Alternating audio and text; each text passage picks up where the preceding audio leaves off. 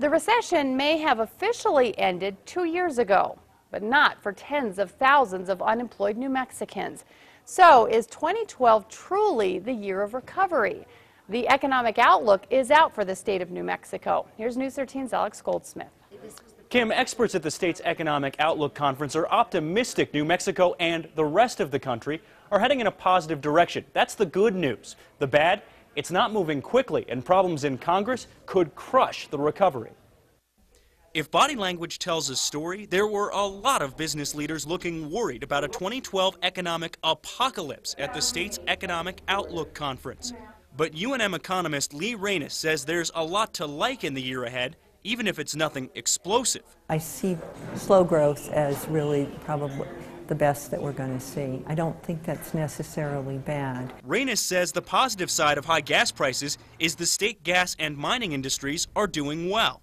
Tourism is another area where Reynes expects continued growth. In fact, Reynes sees plenty to like in a wide array of industries. However, she says the public sector will likely hold the state back. The government sector is 25% of New Mexico, so it's huge.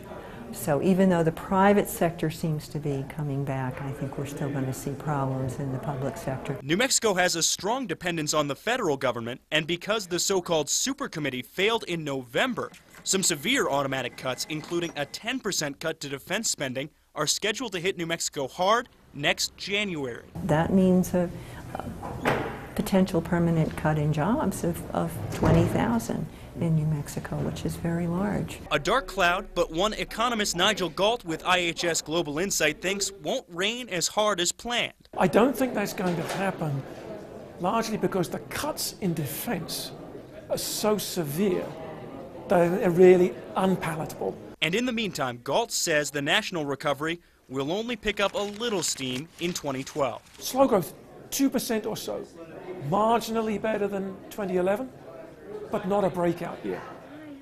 The federal government isn't New Mexico's only vulnerability. Reynes is also concerned about the state's education system not being able to provide the educated workforce New Mexico needs to grow. Back to you, Kim.